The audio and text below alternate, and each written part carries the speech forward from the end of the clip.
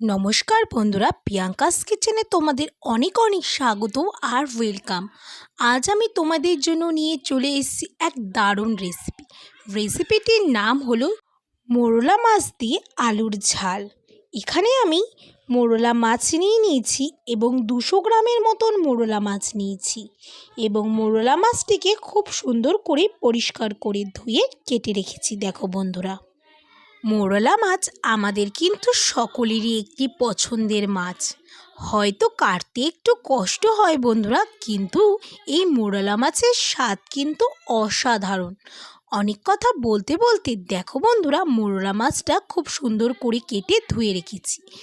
এরপর মোরলা মাছটা ভাজার জন্য মোরলা মাছের মধ্যে দিয়ে দিচ্ছি 1 চামচের মতন হলুদ, আর দিয়ে দেব 1 চামচের মতন নুন আর হলুদ দিয়ে মোরলা মাছটিকে খুব সুন্দর করে মেখে নেব।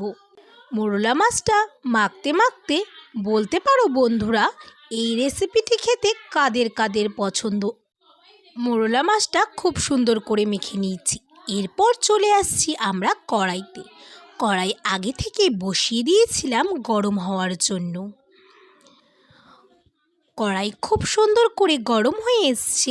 এরপর কড়াইতে একটু পরিমাণ করে বেশি করে তেল দিয়ে তেলটা গরম হতে দিয়ে দিয়েছি। তেলটা খুব সুন্দর করে গরম হয়ে গেছে। এরপর এর মধ্যে দিয়ে দেব নুন হলুদ মাখানো মোরলা মাছটি, দিয়ে ভালো করে ভেজে নেব গ্যাসের flame high to medium flame করে। মোরলা মাছ খেতে কাদের পছন্দ আমাকে কিন্তু অবশ্যই জানিও।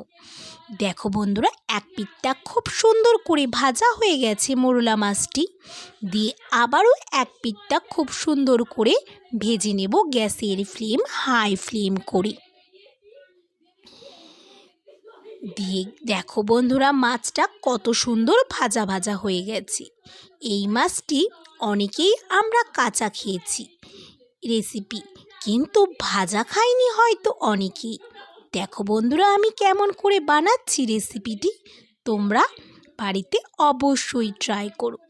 অনেক কথা বলতে বলতে মোরলা মাছটা একবার খুব সুন্দর করে ভেজে তুলে নিয়েছি, দিয়ে আবারও ভাজার জন্য দিয়ে দিয়েছি গ্যাসের ফ্লেম হাই ফ্লেম করে।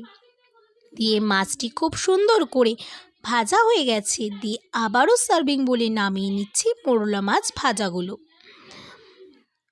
সব মোরলা মাছগুলো আমার খুব সুন্দর করে ভাজা হয়ে গেছে, লাল লাল করে। দেখছো বন্ধুরা, দেখেই কিন্তু আমাদের জিভে জল চলে এলো, তাই না বন্ধুরা?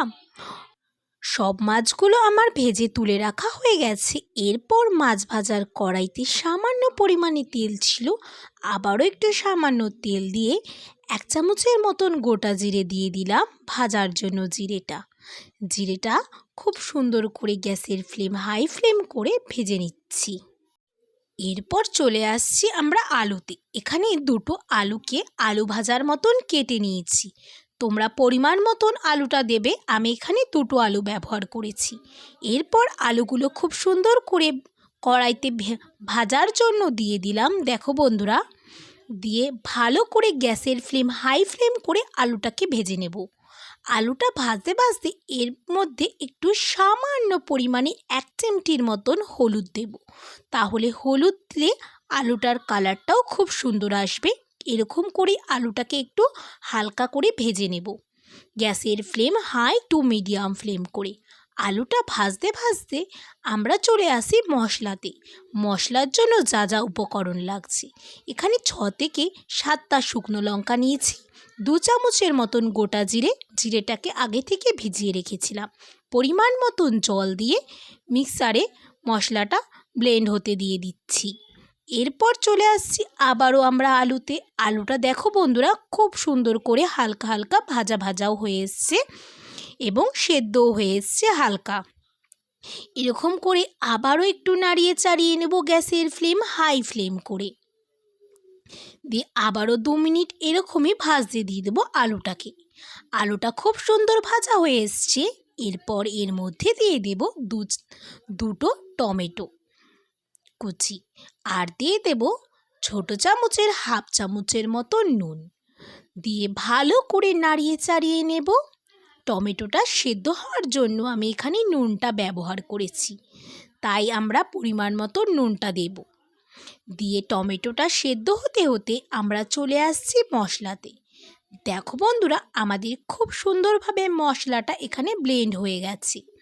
এরপর টমেটোটাও এখানে সেদ্ধ হয়ে এসছে হালকা।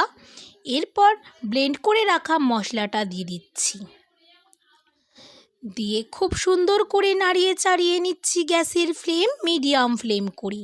মশলা দিয়ে বন্ধুরা তোমরা কিন্তু একদমই গ্যাসের ফ্লেম বাড়াবে না, লো ফ্লেম করে মশলাটাকে কষাবে। দিয়ে এর মধ্যে হাফ চামচের মতন হলুদ দিচ্ছি। যেহেতু আগে একটু হাফ চামচের 1 চিমটি হলুদ দিয়েছিলাম, তাই এখানে হাফ চামচের মতন হলুদ দিলাম।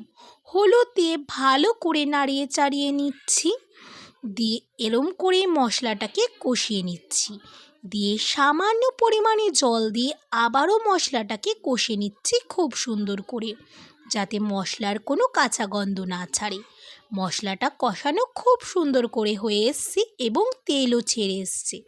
এরপর এখানে পরিমাণ মতন জল দিয়ে দিলাম।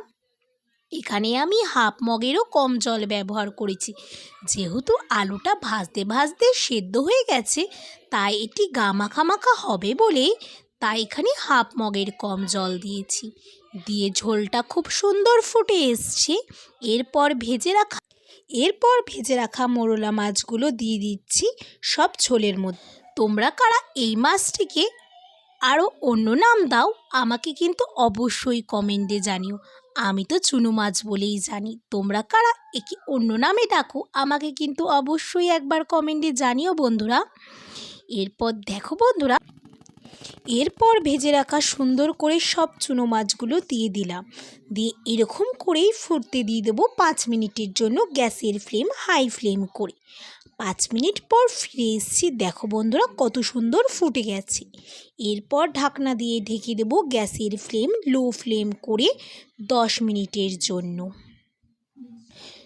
অবশ্যই কিন্তু লো ফ্লেম করে রাখবে। 10 মিনিট পর ফিরে এসেছি। দেখো বন্ধুরা জলটা কত সুন্দর হালকা হালকাভাবে টেনে এসছে মোরলা মাছে। এরপর আবারও ঢাকনা দিয়ে ঢেকে দেব 5 থেকে 7 মিনিটের জন্য। 7 মিনিট পর ফিরে এসেছি। জলটা কত সুন্দর টেনে গেছে দেখো বন্ধুরা, এবং গা মাখা মাখা হয়ে গেছে কড়াইতে একদমই। রেসিপিটি দেখে কাদের জিভে জল আসছে আমাকে কিন্তু অবশ্যই কমেন্টে জানিও বন্ধুরা।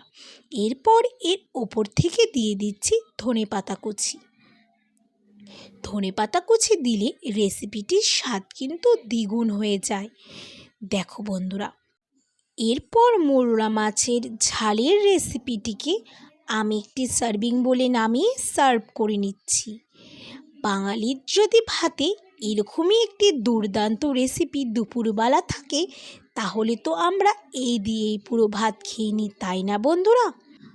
আর মোরলা মাছের রেসিপিটি তোমাদের কেমন হয়েছে আমাকে কিন্তু অবশ্যই জানিও। আর প্লিজ ভিডিওতে একটি লাইক আর চ্যানেলটাকে সাবস্ক্রাইব করতে একদমই ভুলো না বন্ধুরা।